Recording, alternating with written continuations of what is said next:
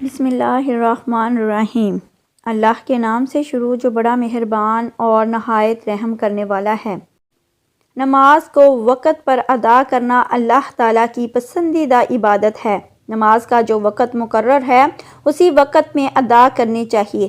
بعض اوقات کام کی وجہ سے جلدی نماز پڑھنے سے دیگر نمازی حضرات جو وقت کے پابند ہیں ان کے لیے مشکل ہوگی، اس لیے نماز اپنے مقررہ وقت پر پڑھنی چاہیے۔ مغرب کی نماز کے علاوہ باقی تمام نمازوں میں اذان اور نماز اقامت کے درمیان ایسی 2 یا 4 رکعات کی مقدار فصل کرنا مستحب ہے جس کی ہر رکعت میں 10 آیتیں پڑھی جا سکیں، اور ہمیشہ آنے والے نمازیوں کے لیے نماز کے مستحب وقت کی رعایت کرے تاکہ کھانا کھانے والا کھا پی کر فارغ ہو جائے اور قضائے حاجت کرنے والا اپنی ضروریات سہولت کے ساتھ پوری کر کے فارغ ہو کر جماعت کے ساتھ شریک ہو جائے۔ عام طور پر مساجد میں نماز ظہر، عصر اور عشاء میں 15 سے 20 منٹ کا وقفہ ہوتا ہے۔ یہ مناسب وقفہ ہے۔ نیز نماز فجر میں استغفار کا حکم ہے، اس لیے فجر کا مستحب وقت یہ ہے کہ نماز فجر ایسے وقت میں ادا کی جائے گی کہ خوب روشنی پھیل جائے اور اتنا وقت باقی ہو کہ اگر کسی وجہ سے نماز فاسد ہو جائے تو وضو کر کے فجر کی نماز دوبارہ وقت کے اندر سنت کے مطابق ادا کی جا سکے۔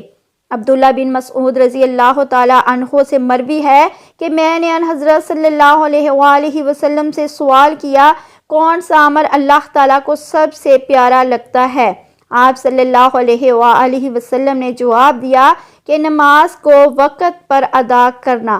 5 نمازوں کا وقت مقرر اور محدود ہے۔ جب وقت نکل جاتا ہے تو نماز فوت ہو جاتی ہے، چنانچہ اللہ تعالیٰ کو یہی بات پسند ہے کہ نماز کو اس کے محدود وقت میں ادا کیا جائے، نہ کہ قضا کر کے مقررہ وقت کے بعد پڑھی جائے۔ ابن بطال فرماتے ہیں کہ نماز کو اس کے اول وقت میں ادا کرنا تاخیر سے ادا کرنے سے بہتر ہے، کیونکہ پیارا عمل ہونے کے لیے مستحب وقت کی شرط لگائی گئی ہے۔ امام طبری رحمۃ اللہ فرماتے ہیں، فرض نماز کی ادائیگی پر کوئی زور بھی نہیں لگتا اور درجہ بھی بہت بڑا ہے، چنانچہ آدمی اس کے باوجود جان بوجھ کر اسے ضائع کرتا ہے تو وہ اس کے علاوہ اشیاء کو زیادہ ضائع کرنے والا ہوتا ہے۔ نماز کو وقت سے مؤخر کرنا حرام ہے۔ اللہ تعالیٰ کا فرمان ہے، ان نمازیوں کے لیے افسوس اور ویل نامی جہنم کی جگہ ہے جو اپنی نماز سے غافل ہیں۔ مصلین سے مراد وہ لوگ ہیں جو پہلے پابندی سے نماز پڑھتے رہے، پھر کبھی کبھار سست ہو جاتے یا نماز پڑھنا چھوڑ دیں یا نماز کو اس کے مقررہ وقت پر ادا نہیں کرتے۔ حضرت ابن عباس رضی اللہ تعالیٰ عنہ کے نزدیک وہ لوگ مراد ہیں جو نماز کو اس کے وقت سے مؤخر کرتے ہیں، یعنی دیر کرتے ہیں، اور ابو العالیہ فرماتے ہیں اس کے تحت وہ لوگ آتے ہیں جو وقت پر نماز ادا نہیں کرتے اور نہ ہی رکوع و سجود پورا کرتے ہیں۔ فرض نماز کو اس کے متعین اور مقرر وقت پر پڑھنا فرض ہے، اور بلا عذر شرعی مقرر وقت سے مقدم و مؤخر کرنا کبیرہ گناہ ہے۔ قرآن پاک میں ارشاد ہے کہ بے شک نماز اہل ایمان پر مقرر وقتوں میں فرض ہے۔ قرآن کریم کی سورۃ النساء میں نماز خوف کی کیفیت اور اس کے اصول و آداب بیان کیے گئے ہیں۔ متعدد احادیث میں نماز خوف کی کیفیت بیان کی گئی ہے، جن سے واضح ہوتا ہے کہ میدان جنگ میں اور عین جنگ کے وقت صرف نماز کی کیفیت میں تخفیف کی گنجائش ہے، لیکن وقت کو نظر انداز کرنے کی اجازت نہیں ہے، بلکہ امکانی حد تک وقت کی پابندی ضروری ہے۔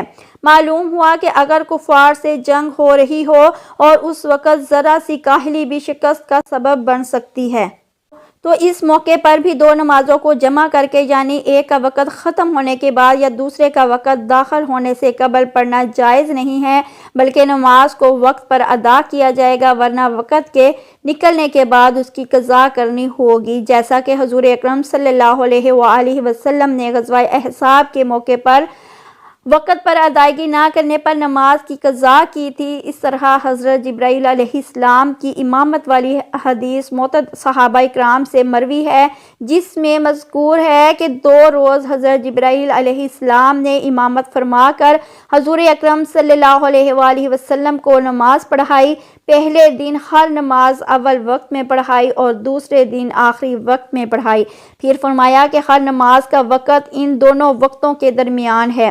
حضور اکرم صلی اللہ علیہ وآلہ وسلم ہمیشہ نماز کو وقت پر ادا فرماتے تھے۔ حضرت علی رضی اللہ تعالیٰ عنہ سے روایت ہے کہ غزوہ احزاب نے ایک روز شدت جنگ کی وجہ سے حضور اکرم صلی اللہ علیہ وآلہ وسلم کی نماز عصر فوت ہو گئی۔ آپ صلی اللہ علیہ وآلہ وسلم نے اس کی قضا پڑھی اور کفار کے غروب آفتاب کے بعد سخت الفاظ میں بددعا فرمائی کہ ان لوگوں نے ہمیں نماز عصر سے مشغول رکھا، اللہ تعالیٰ ان کے گھروں اور قبروں کو آگ سے بھر دے۔ غور فرمائیے کہ حضور اکرم صلی اللہ علیہ وآلہ وسلم نے طائف کے سفر میں جب کہ آپ کو لہو لہان کر دیا گیا تھا، فرشتے نے آپ کے سامنے حاضر ہو کر ان کو کچلنے کی پیشکش بھی کی، مگر رحمت للعالمین نے ان کے لیے ہدایت کی ہی دعا فرمائی۔ مگر غزوہ احزاب نے کفار کی مزاحمت کی وجہ سے نماز کے قضا ہو جانے پر آپ صلی اللہ علیہ وآلہ وسلم کو اس قدر صدمہ پہنچا کہ ان کے خلاف سخت الفاظ میں بددعا فرمائی۔ علماء امت کا اتفاق ہے کہ فرض نماز جان بوجھ کر چھوڑنا بہت بڑا گناہ ہے۔ شریعت اسلامیہ میں زنا کرنا، چوری کرنے اور شراب پینے سے بھی بڑا گناہ نماز کا ترک کرنا ہے۔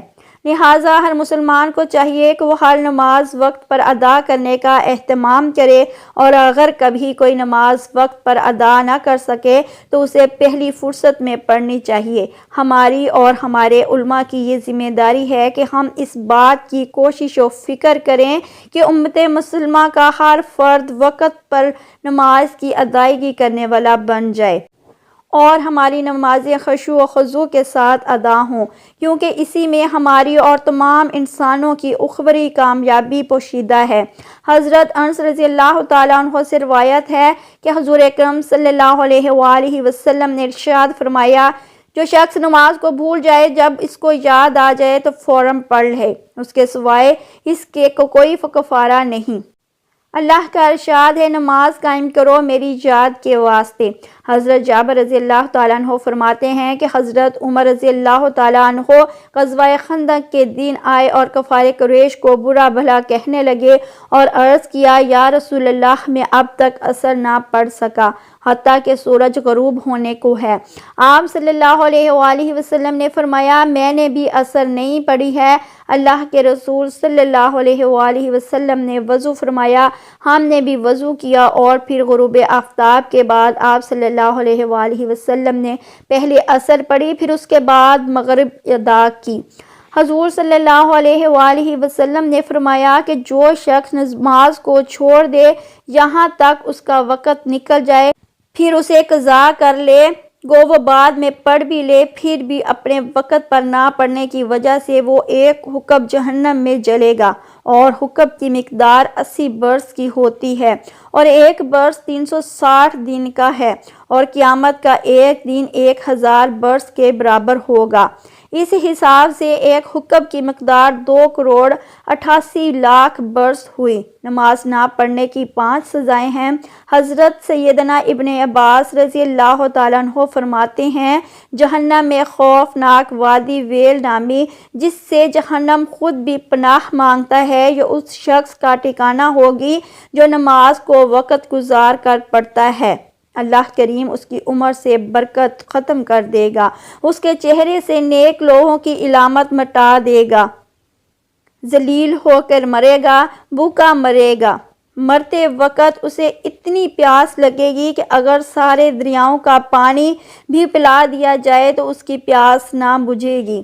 حضور پاک صلی اللہ علیہ وآلہ وسلم نے ارشاد فرمایا، جو جان بوجھ کر ایک نماز چھوڑتا ہے، اس کا نام جہنم کے اس دروازے پر لکھ دیا جاتا ہے جس سے وہ داخل ہوگا۔ نماز بروز قیامت وہ یعنی نماز کے معاملے میں سستی کرنے والا اس حال میں آئے گا کہ اس کے چہرے پر 3 سطریں لکھی ہوں گی، اے اللہ کا حق برباد کرنے والے، اے اللہ کے غضب کے ساتھ مخصوص، جس طرح دنیا میں تو نے حق اللہ یعنی اللہ کا حق ضائع کیا، اسی طرح آج تو بھی اللہ کی رحمت سے مایوس ہو جا۔ کتاب الکبائر میں منقول ہے، جہنم میں ایک وادی ہے جس کا نام ویل ہے، اگر اس میں دنیا کے پہاڑ ڈال دیے جائیں تو وہ بھی اس کی گرمی سے پگھل جائیں گے۔ یہ ان لوگوں کا ٹھکانہ ہے جو نماز میں سستی کرتے ہیں اور وقت کے بعد قضا کر کے پڑھتے ہیں، مگر یہ کہ وہ اپنی کوتاہی یعنی خطا پر نادم ہو اور بارگاہ خداوندی میں توبہ کریں۔ اللہ پاک نے حضرت سیدنا داؤد علیہ السلام کی طرف وحی فرمائی، اے داؤد، بس بنی اسرائیل سے کہو جس نے ایک بھی نماز چھوڑی وہ مجھ سے قیامت کے دن اس حال میں ملے گا کہ میں اس پر غضب فرماؤں گا۔ ناظرین محترم، اب بات کرتے ہیں کہ اذان کے فوراً بعد نماز پڑھنا کیسا ہے۔ نماز کا وقت داخل ہوتے ہی نماز پڑھنا جائز ہو جاتا ہے۔ اذان تو نماز کا وقت داخل ہونے کے اعلان کے لیے اور بعد جماعت نماز کی طرف دعوت دینے کے لیے ہوتی ہے، اس لیے خواتین اپنے گھروں پر نماز کا وقت داخل ہوتے ہی نماز پڑھ سکتی ہیں، چاہے اذان نہ ہوئی ہو، لیکن مردوں کو تو جماعت کے ساتھ نماز پڑھنا سنت موقدہ اور واجب کے درجے میں ہے۔ اس لیے مرد اگر بلا کسی عذر کے نماز کا وقت ہوتے ہی اذان سے پہلے گھر میں اپنی انفرادی نماز پڑھ لیں تو اس کی نماز ادا ہو جائے گی، لیکن جماعت چھوڑنے کا گناہ ملے گا۔ البتہ اگر کوئی شرعی عذر، بیماری، سفر یا شدید بارش وغیرہ ہو تو پھر گناہ نہیں ملے گا۔ نماز کا وقت ہو جانے کے بعد عورت کے لیے اول وقت میں نماز پڑھنا افضل ہے۔ اذان کا انتظار کرنا ضروری نہیں، البتہ اگر وقت کا پتہ نہ چلے تو اذان کا انتظار کرنا چاہیے۔ فقط واللہ عالم۔